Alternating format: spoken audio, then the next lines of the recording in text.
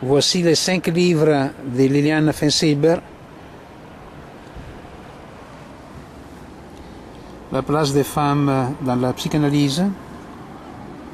Lettre à Nathanaël. Une invitation à la psychanalyse. Éloge de l'hystérie masculine. Sa fonction secrète dans la renaissance de la psychanalyse. De ces 3 volumes, nous avons fait une note de lecture qui se trouve sur Internet, dans le site transfinito.eu. Voilà les 2 autres livres. Le livre bleu d'une psychanalyse, une lecture singulière de Lacan, et la fonction du père et ses suppléances sous la plume des poètes Rilke, Kafka, Mallarmé, Tournier, Flaubert. Commençons par le livre bleu d'une psychanalyste, une lecture singulière de Lacan et de Liliane Feinsilber. Il a une préface de Claude Guy Drouer-Davson. Il est édité par De Buc, que c'est un éditeur de Belgique.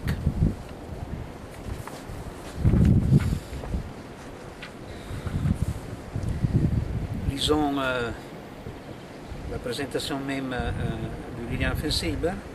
En contrepoint de ce livre noir de la psychanalyse qui a fait couler beaucoup d'encre, je propose ce livre bleu, bleu comme le ciel, entre les branches des oliviers de Provence, bleu comme tes yeux, comme ce télégramme que les habitants de Paris s'envoyaient au début du siècle et qu'on appelait des petits bleus.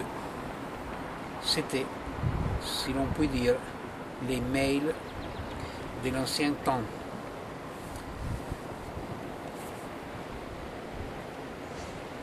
C'est un livre de témoignages de la psychanalyse et c'est aussi un livre, disons, d'introduction, de formation, bien qu'il y a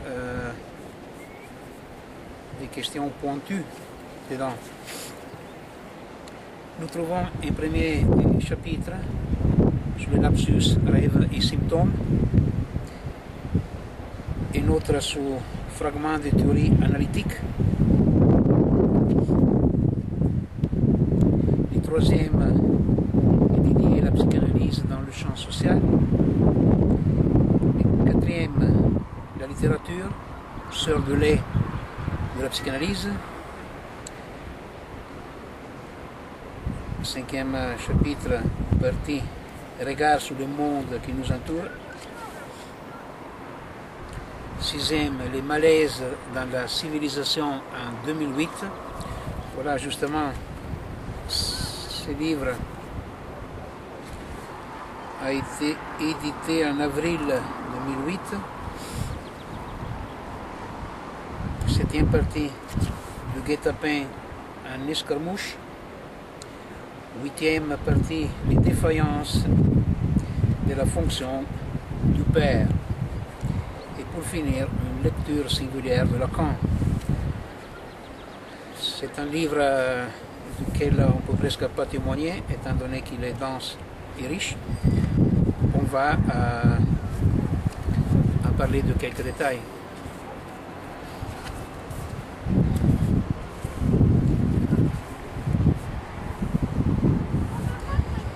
Il y a quelques questions qu'on va soulever, par exemple celle-là qui c'est dans les premiers chapitres en introduction.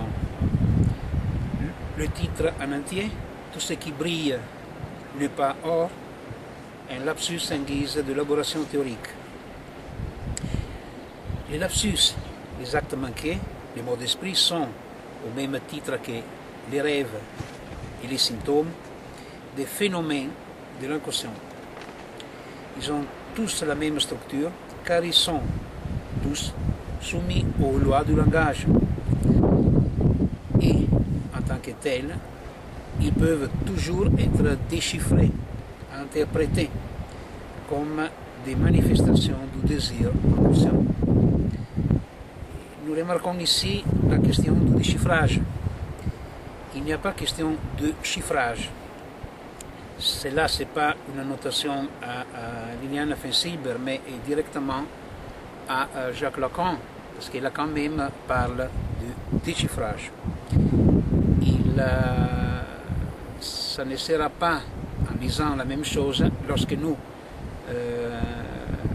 rencontrons un effet de vérité, un effet de chiffre qui n'est pas déjà comprise dans les prémices logiques. Par contre, si c'était du déchiffrage, il y aurait déjà la vérité quelque part. Et ce serait qu'une question logique de la retrouver.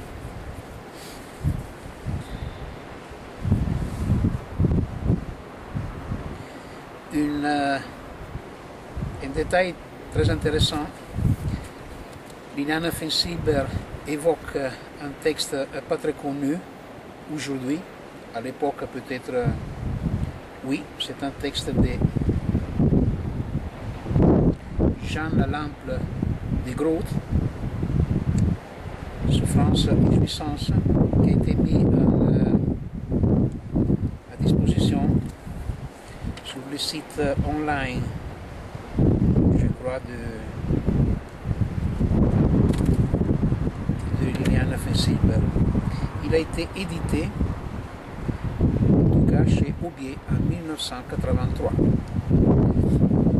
Je ne sais pas s'il est disponible.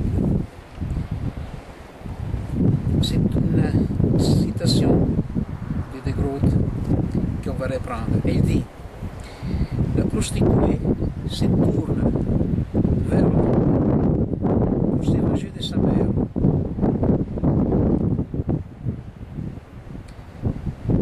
C'est drôle là où, et pour Lacan même dans le séminaire encore, la femme ne peut rentrer dans les symboliques sinon comme mère.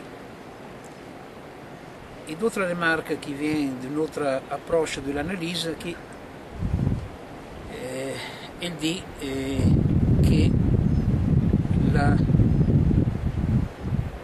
que dans la prostituée l'homme rencontre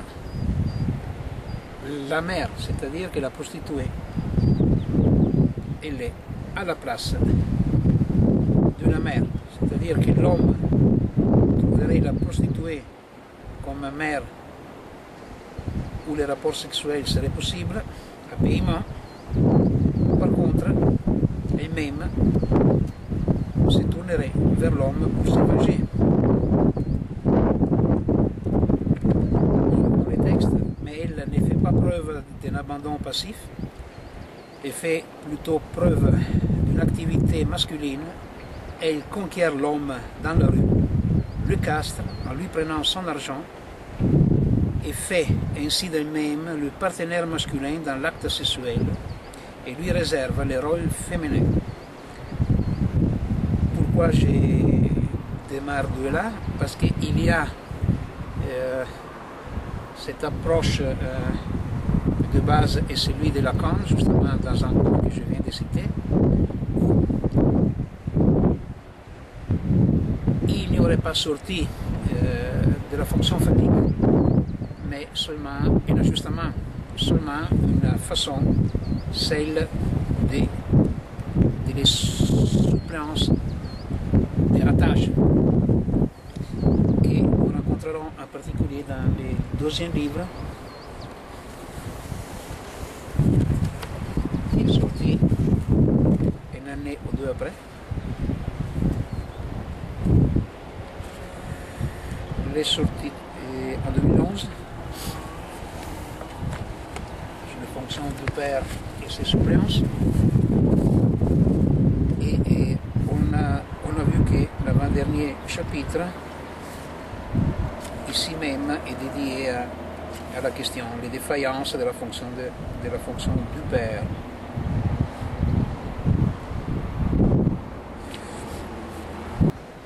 C'est cette question de la fonction phallique et de la normativité du phallus que nous disons bien au-delà des contributions solutions qui peuvent faire partie d'une lecture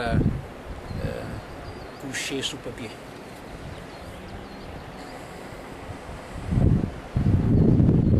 Je cite William Fensieber. Lacan avait dans les dernières années de son enseignement proposé un autre mot sur la question du père et de sa protection et de ses besoins de protection et du nom du père, celui de perversion ou de version vers le père. Il faut que cette nouvelle version vienne absolument se substituer à une première version, la version maternelle. Ce sont les mots de William Fensieber. Peut-être pourrait-on l'appeler mère version. Elle est source de tous les dangers. D'où viendrait la normativité du nom du père, de la métaphore paternelle, c'est-à-dire, c'est une citation que William Fensieber fait de Lacan, les pères morts, les pères mis à mort, on va les retrouver dans un instant. Mais, dans quelques chapitres avant, autour de sa lecture de Léonard, fait par Freud et par Lacan, on trouve celle-là. Voilà, là c'est la citation de Freud. Sous son cas, un souvenir d'enfance de Léonard de Vinci, ou de Vinci en français. Freud affirme ici, dit William Fensieber dans ce texte, la substitution du vautour à la mère indique chez l'enfant, qui est Léonard, que l'enfant s'est senti privé du père et qu'il s'est trouvé seul avec la mère. Donc, Léonard serait en plein pouvoir de la mère version et il serait le substitut de ce qui lui manque à elle, son phallus. Eh bien, nous disons, si c'est ça à donner Léonard, ça vaut l'enjeu, plus que la peine, de lire encore cette question apparemment bouclée, qui est restée ouverte en fin de l'œuvre de Freud, non?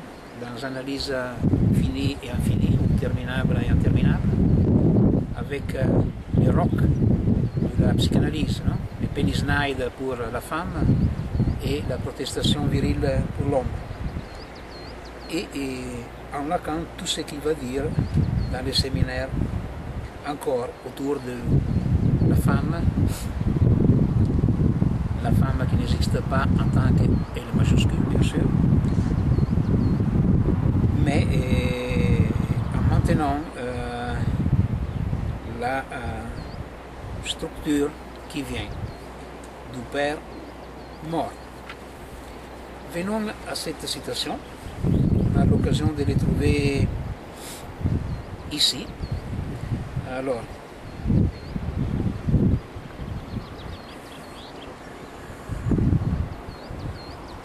c'est dans Formation de l'inconscient qu'il vient cette citation.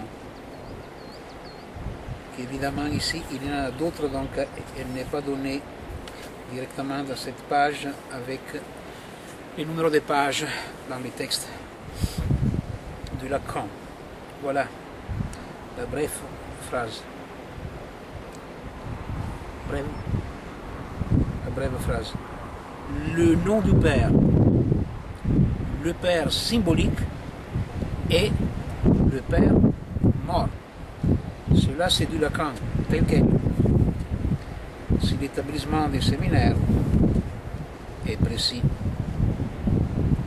Autrement, on va les lire dans toutes les versions possibles qui sont disponibles aux chercheurs, aussi sur Internet. Donc, ne fait pas de doute que chaque fois que Lacan parle du nom du père, de métaphore paternelle, de fonction du père, de père symbolique, dans les variation de son enseignement et aussi du nœud romain à 4 ou le quatrième nœud avant de devenir définitivement, si l'on peut dire, le symptôme était proposé, le séminaire avant, par être le nom du Père. Donc il y aurait même une connexion, si nous tenons compte de ce qui était abandonné dans cette substitution entre le nom du Père et les symptômes qu'on pourrait jouer comme si c'était le Père du nom, comme s'il avait un nom du nom.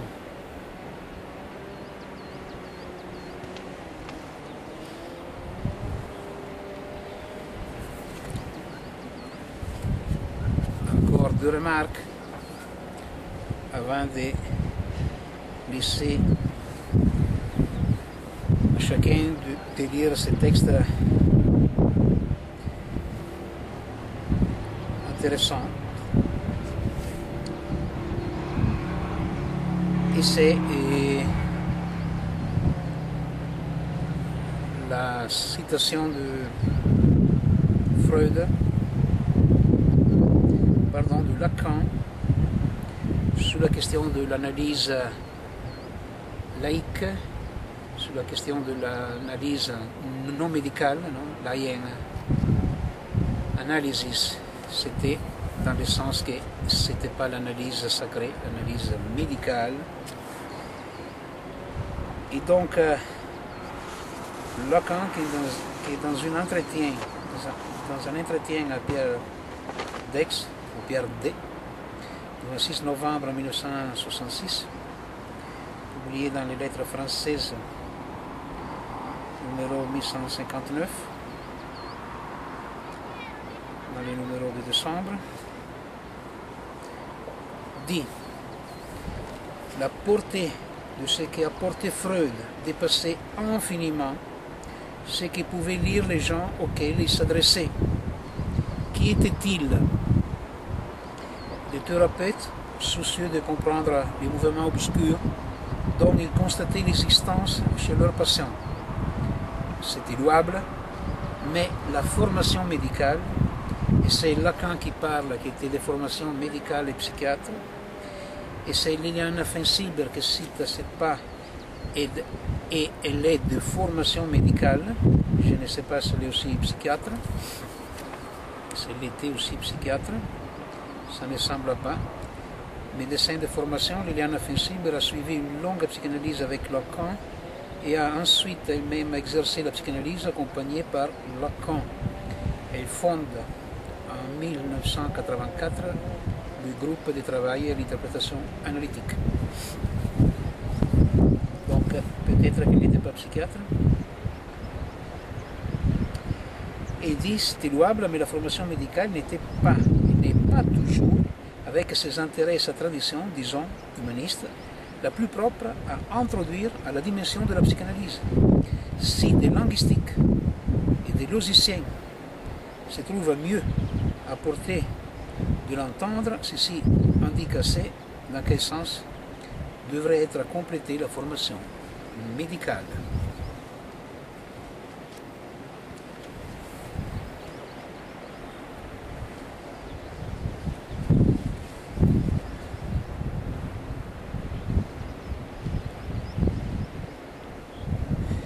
Il y a une question qui traverse tous les 5 ouvrages de Liliana Fensieber, et c'est la question de la formation des analystes et de la transmission. Et cette transmission, elle ne va pas se jouer par filiation, par agrégation à un groupe, à une association, bien que la pratique d'association est fondamentale pour la formation de l'analyste, mais pas en tant que, c'est un long débat, pas en tant que pouvant nommer quelqu'un à la place des psychanalystes, mais en vérifiant, disons, son itinéraire dans la parole, dans le langage. Et il cite Lacan à ses propos lorsqu'il dit que le renouvellement de la psychanalyse est une tâche pour chaque psychanalyste. Voilà la conclusion. Si nous revenons maintenant à notre question du début, à savoir comment les énonciations des analystes redonnent sans cesse vie à la théorie analytique, nous pouvons constater que nous sommes partis d'une citation de Lacan qui fait énigme pour nous, celle de la supériorité des hommes sur les femmes quant à l'hystérie. C'est que moi j'ai pris en lisant la question de la fonction phallique, mais je n'ai pas cité cette partie du texte. Et nous avons suivi, dit Fencilber, au gré de nos désirs et aussi de notre histoire, ce vers quoi notre savoir inconscient nous a menés par les Boudonnais aussi. Mais quand même, sous la voie d'une vérité, une vérité, il est vrai, très limitée, puisqu'elle ne peut être que singulière. Elle n'en est pas moins très précieuse, puisque c'est d'elle que dépend la survie de la psychanalyse. Du commencement, nous avons posé une question au mot déchiffrage, déchiffrer. Ici, elle ne revient pas sinon par la question de la vérité. Si la vérité est très limitée, et ne peut être surtout que très singulière, c'est parce qu'elle est en effet, elle n'était pas comprise dans les prémices logiques de chaque cas. Et donc, si la question est de la vérité comme effet, elle est encore plus, c'est la distinction que nous nous trouvons à faire en disant cette très belle contribution, c'est quelque chose qui concerne la vie de la psychanalyse, pas la survie. L'écart qu'il y a entre le déchiffrage et le chiffrage et la chiffratique de l'analyse du plaisir de chaque cas singulier concerne la vie bien plus que la survie. La survie est la propriété qui nous reste lorsque nous nous tenons à la fonction phallique, autrement dit, dans d'autres domaines, la théologie politique. Il a toujours en arrière-plan la question que cet ordre serait un reflet d'un ordre divin. Ce n'est pas un cas que dans un corps, cette jouissance autre, non phallique, que entrevoit Lacan, et vient d'un rapport à l'autre, à Dieu comme aspect de l'autre. Ça, c'est Lacan dans sa lettre. Mais il y a d'infinies histoires dans ce texte. Cela est le livre bleu d'une psychanalyste, une lecture singulière de Lacan. Nous voici pour la deuxième partie de cette lecture des textes de Liliana Fencilber. Maintenant, sur le cas de la fonction du père et ses suppléances. Sous la plume des poètes, Rilke, Kafka, Mallarmé, Tournier, Flaubert. Il y a une préface de Gérard Haddad. Le livre, comme l'autre, est publié chez De Buck, si nous prononçons bien,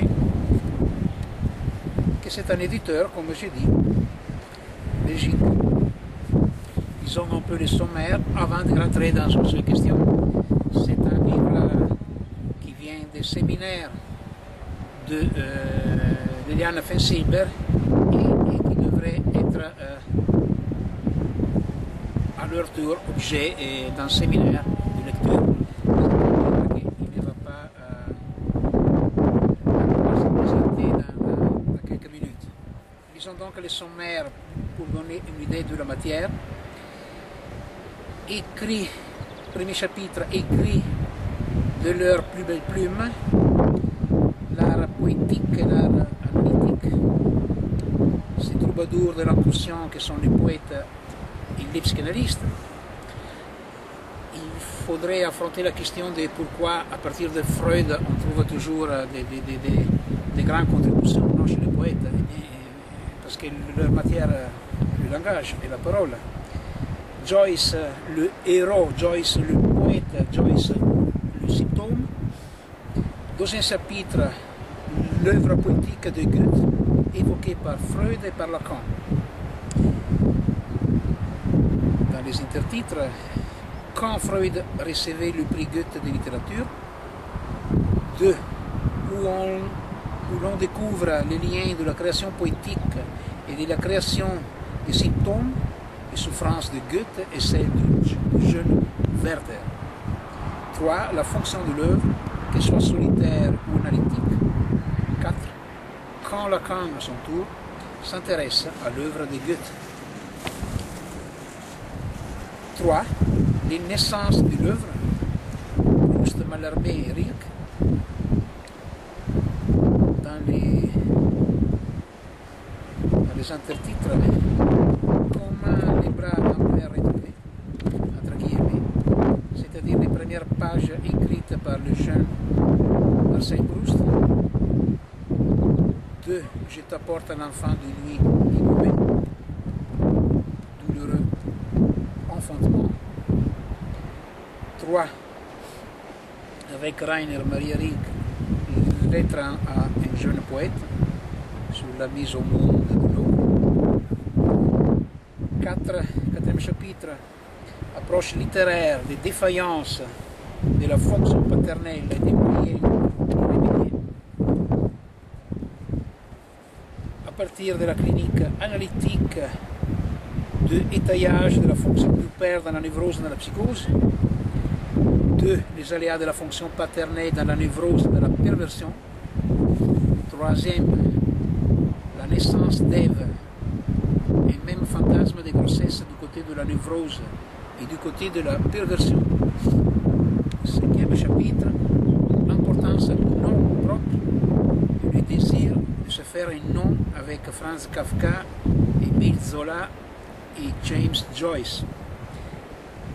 C'est le chapitre qui a attiré plus notre attention parce qu'il est aussi dans les mythes de Bobel, cette question de se faire un nom pour n'être pas dispersé sur les faces de la terre. Dans les intertitres, les lettres du père, la lignée de la grande famille des Bourbon-Macquart, l'alphabet du désir inconscient et le désir de Joyce de se faire un nom. 6e et dernier chapitre, la version vers le père.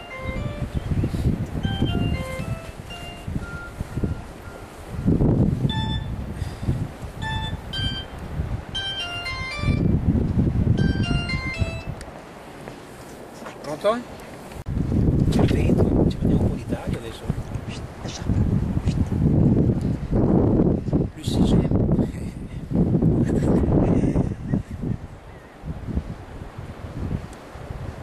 Le 6e chapitre est la version vers le père, la légende de Circé, une fiction littéraire de la version vers le père, des lectures d'Ulysse, celui de Joyce, les écrits inspirés de Joyce. Joyce, taquinait-il la muse? Était-il plutôt taquiné, persécuté par elle? Non, Joyce n'était pas fou. La version vers le père, le 16 hommes de lettres, Freud, Lacan, Dostoïevski et Joyce. Il y a est aparté pour ceux qui souhaitent le démentir de la castration, la névrose,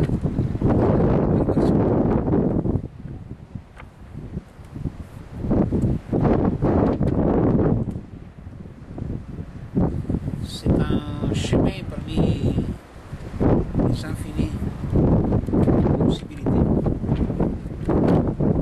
Lire quelques questions. Disons la question de notre lecture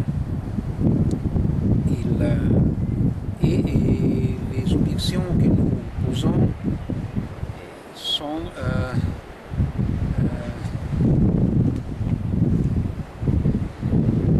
en partie à la quand même, ou d'autre part, les questions sont ouvertes, là où chez les lacaniens, elles sont un peu moins. Alors, la fonction du Père et ses suppléances,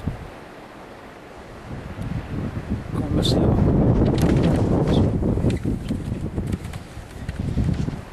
un souplir.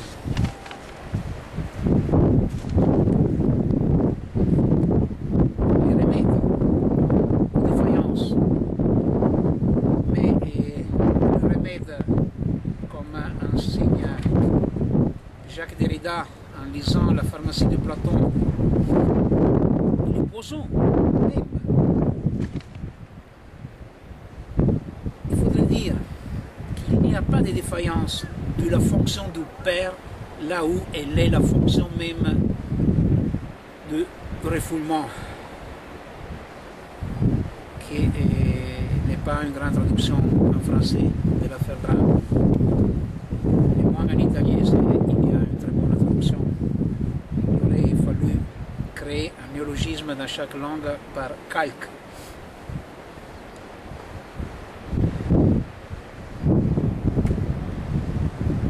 Et donc, c'est avec l'instauration de ce qui fonctionne comme Père, que peut-être ce n'est pas le nom du Père, parce que ça serait le Père mort.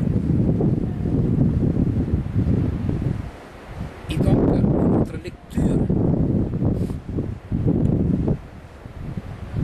ces façons de suppléer la tâche qu'il y a aussi dans les séminaires les plus dédiés à la question de la sexualité, et pas seulement celle féminine. Encore, lisons.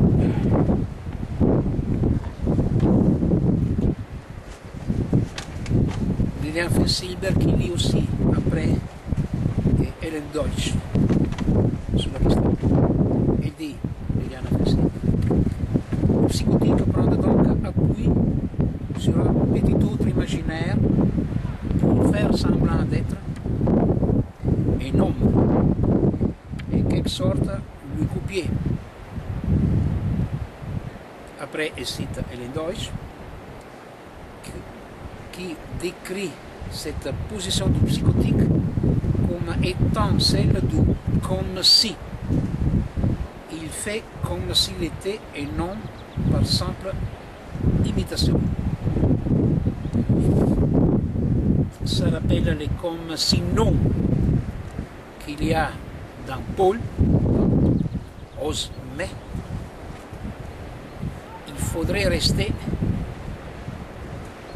chacun à sa place, le marié qui reste marié, le célibataire qui reste célibataire, qui ne bouge pas parce que la parousie est imminente. Disons que même ici, chez Freud, chez Lacan et chez beaucoup d'autres, il faudrait faire comme si non. Comme si on n'était pas marié ou marié, célibataire ou non célibataire. Donc, comme si la fonction phallique fonctionnait telle qu'elle, avec ses variations au miroir, etc. dans les formules de la sexuation, toujours dans un corps. Et donc, c'est psychotique, comme la personnalité dans la thèse de Lacan est plutôt chacun.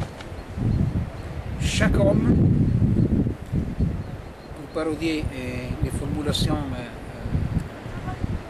algébriques de Lacan, serait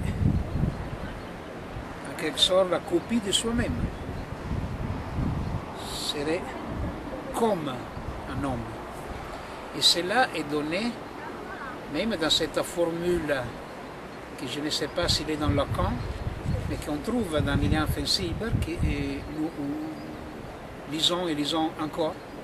Il y a cette question de l'homme qui s'inscrive en tant qu'homme dans le symbolique, la femme qui s'inscrive en tant que femme dans le symbolique, comme s'il n'y avait pas cette inscription et on serait condamné justement à la merversion, à cette fusion que serait la mère de tous les vices, de tous les problèmes, de toutes les psychotisations. Il n'y a pas le mythe de la mère en Lacan. Et il faudrait commencer à le repérer. Et ça, ce n'est pas une question à poser seulement à Lilian Fensieber.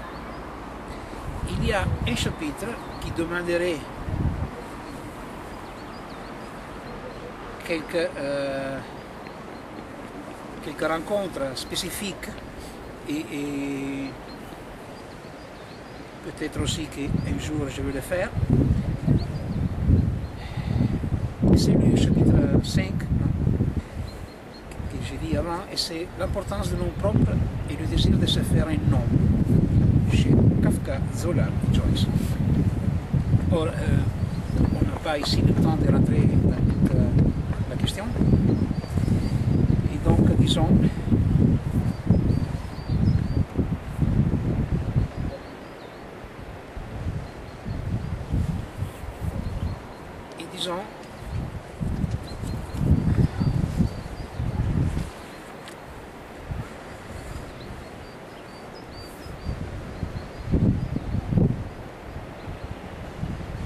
disons la thèse de base du lacanisme. Dans l'alphabet du désir inconscient, dans les chapitres que je viens de dire sur l'importance du nom propre et le désir de se faire un nom,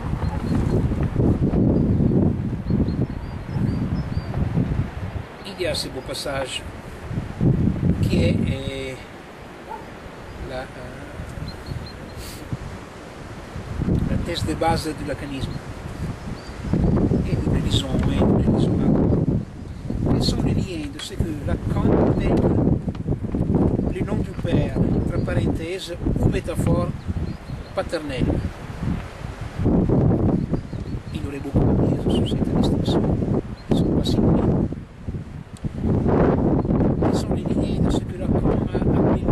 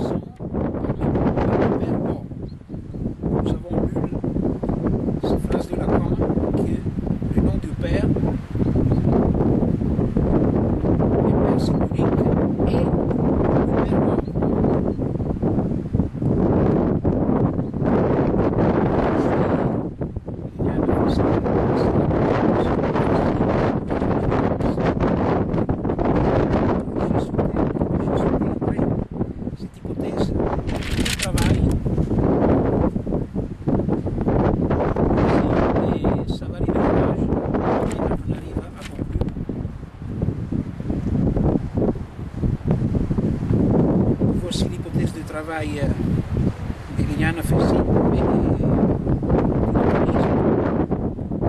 le terme de lacanisme est technique et ni pro conti. Le nom du père et les pose comme interdit.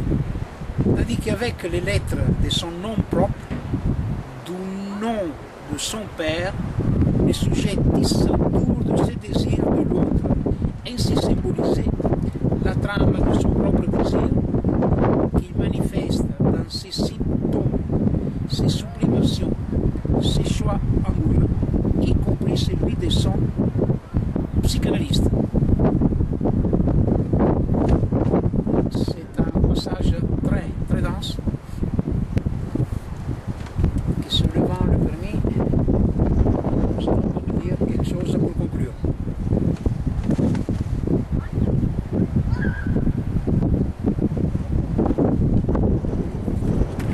C'est la différence entre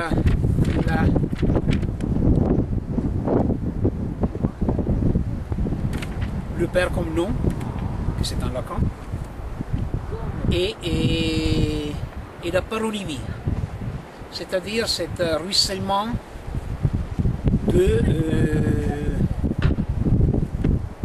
du nom propre, qu'elle vient de dire Liliane Feinsilber, et qu'on trouve dans chaque texte de chaque analyse où il y a un témoignage. Et c'est-à-dire que les sujets disent autour de ce désir de l'autre, si symboliser la trame de son désir. Enfin, il y a toutes ces lettres du nom propre qui vont à voyager. Nous les trouvons déjà dans les cas analysés par Freud. Là où il y a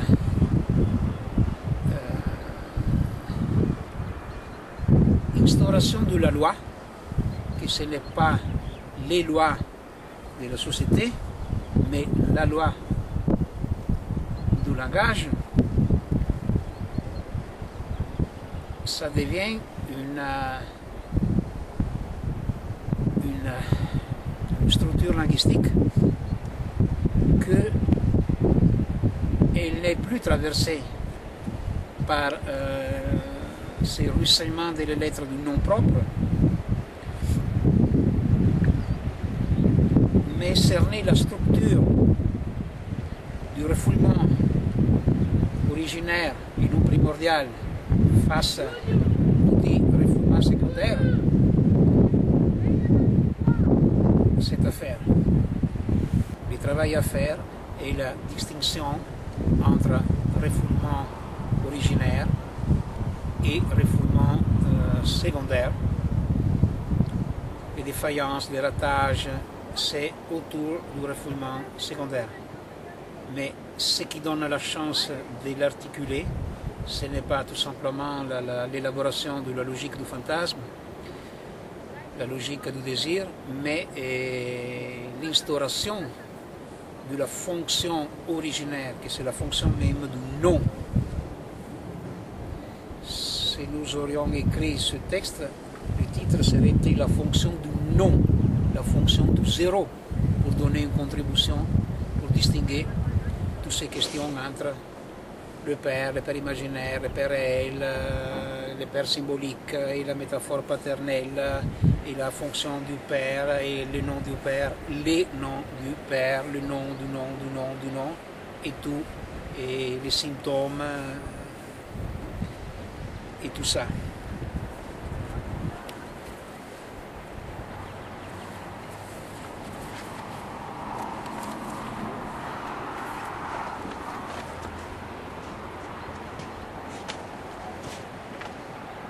Ça, c'est une notation encore autour de ces questions de la paronymie. Et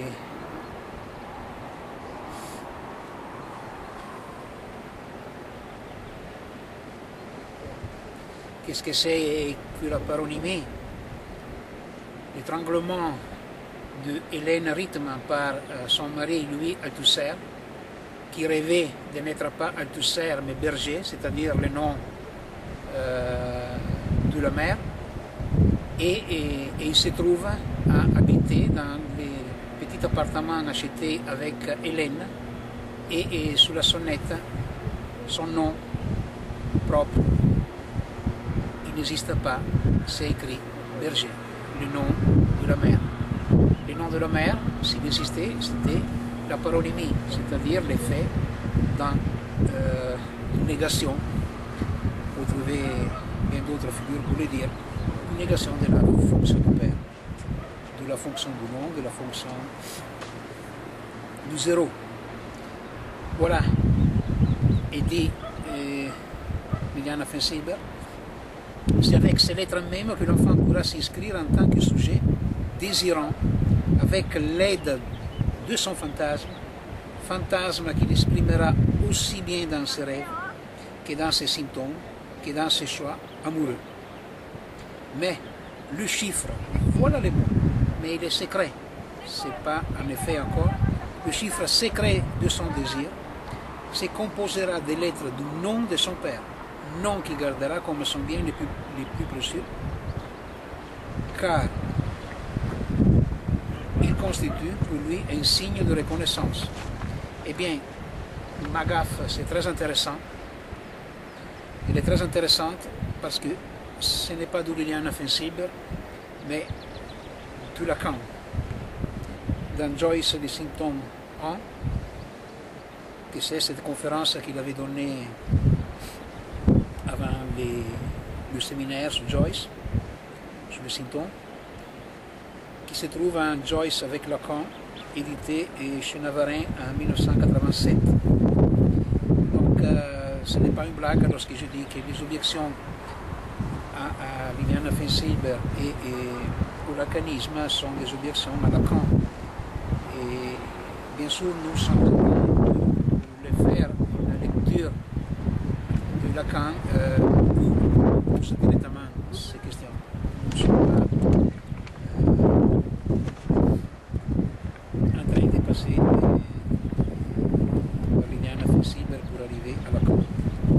Mais la question qui se pose en lisant, et c'est un travail aussi qu'on fait en lisant le lacanien, c'est de remarquer la voix dans sa originalité. Dernière question que j'ai rubriquée comme sous les couverts de la fémininité. Alors, dit, bien facile, et ce n'est pas entre guillemets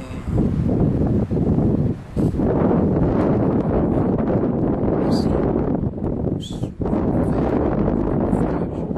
de la féminité, ce qui en fait demande au père, c'est par la voie détournée de la névrose, et bien une accession à la virilité sous l'enseigne de ce phallus symbolique que le père pourrait lui concéder au nom de l'équivalence symbolique enfant égal phallus.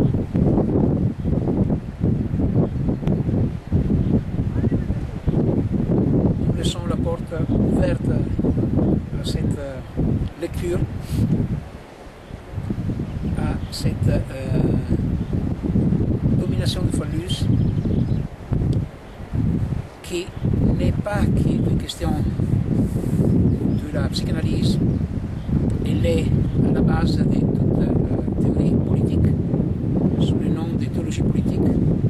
On la trouve dans la lecture qui fait Pierre Legendre sur la question des institutions, sur ce qui reste de la théologie dans le politique, selon les schémas aussi du juriste naziste Carl Schmitt, c'est-à-dire à partir du Decretum du Gratien, sur lequel semble qu'il pose encore nos sociétés, et en effet, il pose aussi sur les sociétés psychanalytiques cette structure théologique et politique qui fait que la garantie d'une formation, ce n'est pas une association qui peut la donner, mais c'est drôle de choses que Lacan appelle petit a et que d'autres appellent semblant, sans que cela soit le semblant de l'objet petit a. Et sur cette conclusion pas trop facile, je quitte. Voilà, c'était la fonction du père et ses suppléances. On n'a pas pris l'orage. Merci. Encore quelques détails que la menace de l'orage ne nous a pas permis. Pour conclure,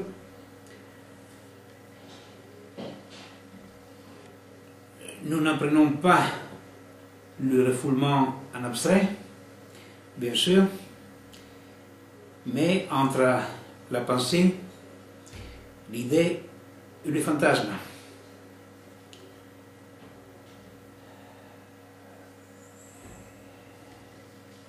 Quelque part est écrit qu'on a un aperçu seulement avec le fantasme.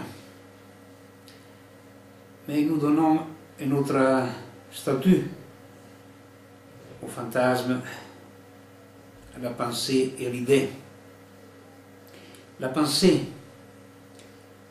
la syntaxe, la phrastique, la phrase, le texte dans le langage, l'idée dans la dimension des images, et le fantasme, l'impossible copie de la pensée. Donc, ce n'est pas toujours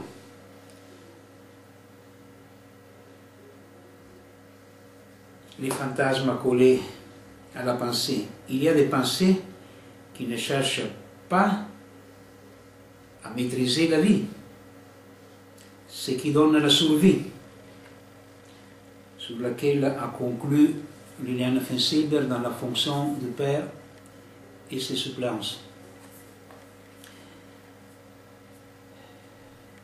Cela dit,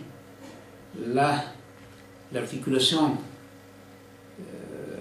de la pensée, plus que du fantasme, c'est l'articulation de la pensée qui va faire dissoudre la croyance que le fantasme puisse gouverner la vie. Et donc, d'ici l'importance des fantasmes, d'accord, dits hystériques, obsessionnels, paranoïaques, schizophréniques, autistiques, perverses et autres.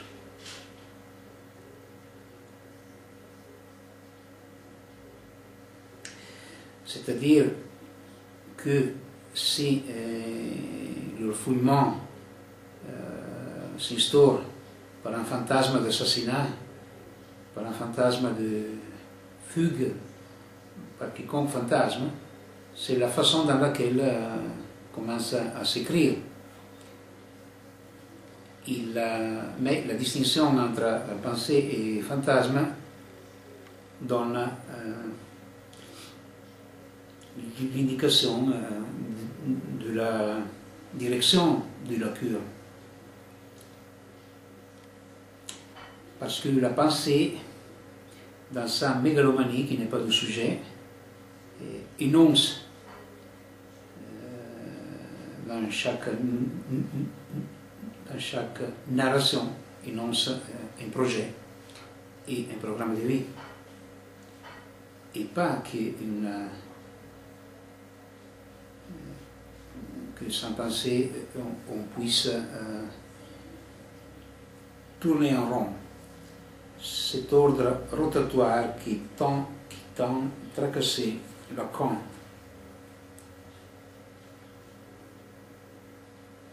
Face à l'approche de la plume des poètes de Liliane Fensieber, il faut noter aussi dans cet très beau travail sur Rilke, sur Kafka, sur Flaubert, sur Mallarmé, sur Tournier, sur Flaubert et sur Dostoïevski et d'autres, et Joyce, que l'écriture ne concerne pas que les poètes, que les écrivains. Nous pouvons écrire aussi dans l'oralité, en faisant les choses selon le projet et le programme qui sont inconscients, hein, qui vont émerger dans une parole, dans une analyse. Et ainsi, l'écriture n'est pas une suppléance de la fonction du Père. La fonction du Père s'instaure avec l'écriture syntaxique. La fonction du Fils s'instaure avec l'écriture phrastique.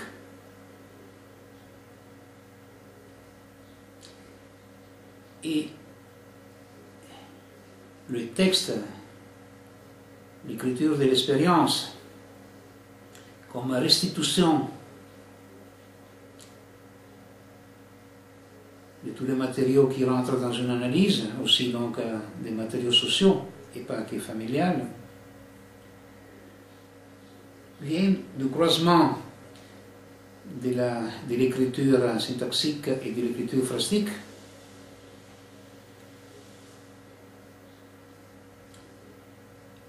Et cela le long de la fonction du temps, fonction qui a un indice aussi avec le mythe de la mère, par les matricides, par la condamnation pour la femme à être mère, dans le dit rapport sexuel qui selon Lacan n'existe pas, selon nous n'existe néanmoins le lien social. Et les discours ne sont pas des liens, mais ce sont les effets de la parole même.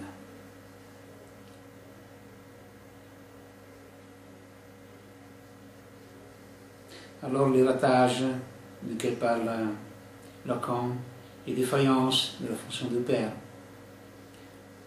comme on a cherché de dire pendant l'avant-première de l'orage, sont ce que Freud même appelle le refoulement secondaire. Voilà. Une première lecture de quelques aspects de ces deux livres. C'est très différent de lire des livres des psychanalystes plutôt que de ne les lire pas. Ce n'est pas une blague. Voilà. C'était alors, et ça c'est la conclusion de ce témoignage vidéo, Liliane Fensilber, la fonction du Père et ses suppléances, et le livre bleu d'une psychanalyste. Vous pouvez les acheter, un peu de publicité gratuite, sur les sites de la FNAC par exemple, et ils vous l'envoient dans le monde entier.